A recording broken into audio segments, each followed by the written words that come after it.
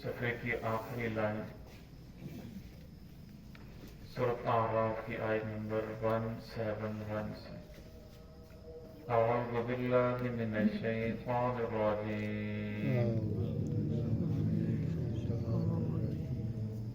بسم اللہ الرحمن الرحیم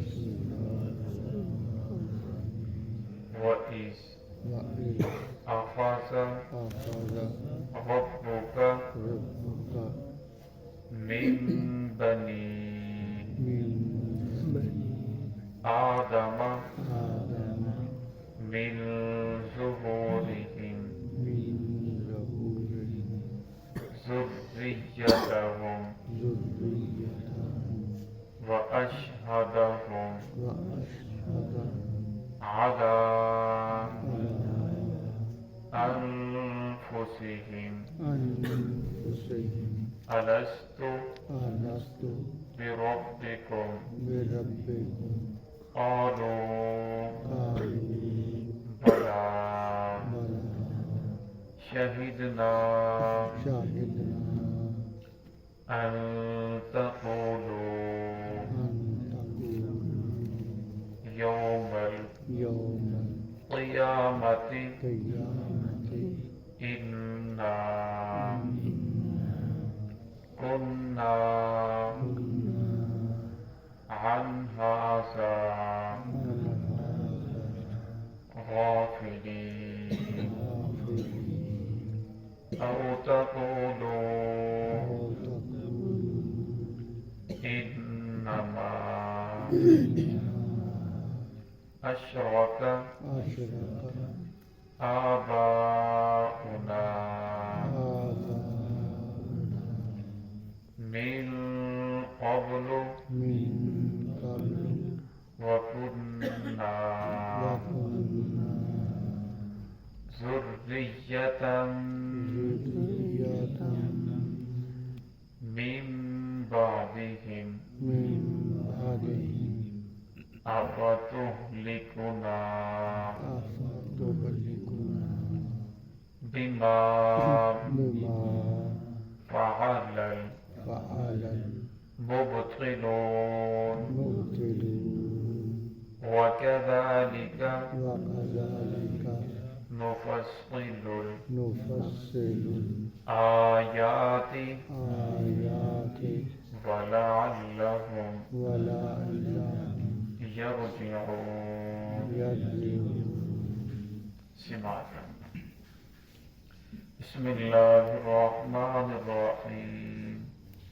وَإِذْ أَخَذَ رَبُّكَ مِنْ بَنِي آدَمَ مِنْ ظُهُورِهِمْ ذُرِّيَّتَهُمْ وَأَشْهَدَهُمْ عَلَى أَنفُسِهِمْ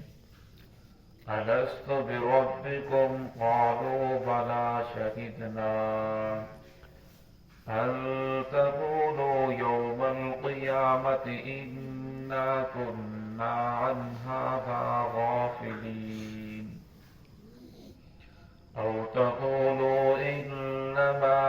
أَشْرَكَ آبَاؤُنَا مِنْ قَبْلُ وَكُنَّا ذُرِّيَّةً مِنْ بَعْدِهِمْ أَفَتُهْلِكُنَا بِمَا فَعَلَ الْمُبْطِلُونَ وَكَذَلِكَ نُفَصِّلُ الْآيَاتِ وَلَعَلَّهُمْ يَرْجِعُونَ وَإِذْ أَخَذَ رَبُّكَ اور جب وعدہ لیا آپ کے رب نے من بنی آدم علیہ السلام کی اولاد سے من ظہورہم ذریتہم ان کی پشتوں سے ان کی اولادوں کو نکال کر وَأَشْهَدَهُمْ عَلَىٰ أَنفُسِهِمْ اور انہیں گواہ بنایا اپنے نفسوں پر أَلَسْتُ بِرَبِّكُمْ کہ میں تمہارا رب نہیں ہوں قَالُوا بَلَىٰ سب نے کہا کیوں نہیں شہیدنا ہم گواہی دیتے ہیں أَن تَقُولُوا يَوْمَ الْقِيَامَةِ یہ اس لیے کہا تاکہ قیامت والے دن إِنَّا كُنَّا عَنْ هَٰذَا غَافِلِينَ یہ نہ کہیں کہ ہم تو اس سے غافل تھے أَوْ تَقُولُوا یا یہ نہ کہیں انما اشرک آباؤنا من قبل کہ پختہ بات ہے شرک تو کیا ہمارے باپ دادا نے اس سے پہلے وَكُنَّا ذُرِّيَّةً مِّن بَعْدِهِمْ ہم تو ان کی ذریت ان کی اولاد تھے ان کے بعد أَفَتُهْلِكُنَا کہ آپ ہمیں ہلاک کر دیں گے بما فعل المبطلون، اس کاروائی کی وجہ سے جو ہم میں سے باطل پرستوں نے کی ہے، وَكَذَلِكَ نُفَصِّلُ الْآيَاتِ، اسی طرح ہم تفصیل کے ساتھ اپنی آیات کو بیان کرتے ہیں، لَعَلَّهُمْ يَرْجِعُونَ، تاکہ وہ لوگ لوٹ آئیں۔ اس پہلی آیت کے اندر اللہ رب العزت نے بندوں کو وہ وعدہ یاد دلایا جو اللہ رب العزت نے عالم ارواح میں تمام کے تمام لوگوں سے لیا تھا۔ فرمایا میں نے عالم ارواح کے اندر تمام کے تمام لوگوں سے یہ وعدہ لیا تھا، اور جس وقت یہ دنیا میں نہیں آئے تھے، فرمایا کہ اللہ رب العزت نے آدم علیہ السلام کی پشت پہ ہاتھ رکھا تو جتنی بھی قیامت تک آنے والی اولاد تھی وہ ساری کی ساری باہر آ گئی۔ تو پھر اللہ رب العزت نے ان کے سامنے یہ وعدہ رکھا، الست بربکم، کیا میں تمہارا رب نہیں ہوں؟ تو سب نے بیک زبان ہو کر کہا قالوا بلا، کیوں نہیں، آپ ہمارے رب ہیں، شہیدنا، ہم اس بات پر گواہ ہیں کہ آپ ہمارے رب ہیں۔ تو اللہ رب العزت نے فرمایا یہ وعدہ میں تم سے اس لیے لے رہا ہوں، اس کا مقصد یہ ہے کہ قیامت والے دن تم یہ نہ کہو کہ ہم تو غافل تھے، دنیا کے اندر جا کر ہمیں تو پتہ نہیں چلا، لہذا ہم نے گمراہی کے اندر ہی زندگی گزار لی، ہم شرک کرتے رہے۔ فرمایا کل قیامت والے دن تم میرے پاس آ کر یہ عذر پیش نہ کر سکو، اس لیے میں تم سے یہ وعدہ لے رہا ہوں۔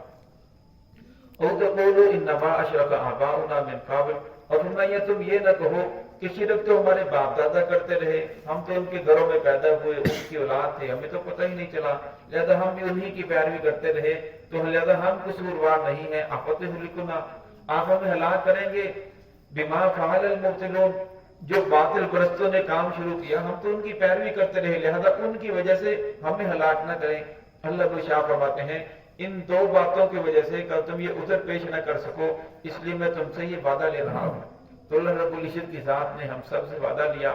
بعض داہریہ قسم کے لوگ جو اللہ رب العزت کی ذات کو مانتے نہیں ہیں، وہ کہتے ہیں کہ کیسے اللہ رب العزت نے کوئی وعدہ نہیں لیا، اگر وعدہ لیا ہوتا تو کسی کو تو یاد ہوتا، لہذا اللہ رب العزت کی ذات نے وہ اس وعدے کا انکار کرتے ہیں۔ حالانکہ تفسیروں کے اندر آتا ہے بہت سارے نیک لوگ جو ہوتے ہیں جن کی یادداشت نے فرمایا کہ ہمیں اللہ کا وعدہ یاد ہے۔ حضرت علی رضی اللہ عنہ کے بارے میں آتا ہے، تفسیروں میں لکھا ہے کہ وہ فرماتے تھے کہ جو عالم ارواح کے اندر اللہ رب العزت کی ذات نے وعدہ لیا تھا وہ مجھے یاد ہے، تو ہمیں تو بہت ساری باتیں یاد نہیں ہیں۔ بچپن میں جب پیدا ہوئے تو ہم نے کس نے، امی ابو کس نے کہنا سکھایا، کس نے بتایا یہ آسمان ہے، یہ زمین ہے، اسے روٹی کہتے ہیں، اسے سالن کہتے ہیں، اسے پانی کہتے ہیں، تو ہمیں کچھ یاد نہیں، لیکن ہمیں یقین ہے کہ یہ باتیں ساری بالکل درست ہیں۔ ہمیں اس طرح ہمیں یہ یقین ہے کہ ایک ذات ہے جو سارے نظام کو چلا رہی ہے، جس نے ہمیں پیدا فرمایا ہے۔ تو ہمیں اللہ رب العزت کی ذات نے تم تمام کے تمام لوگوں سے یہ وعدہ لیا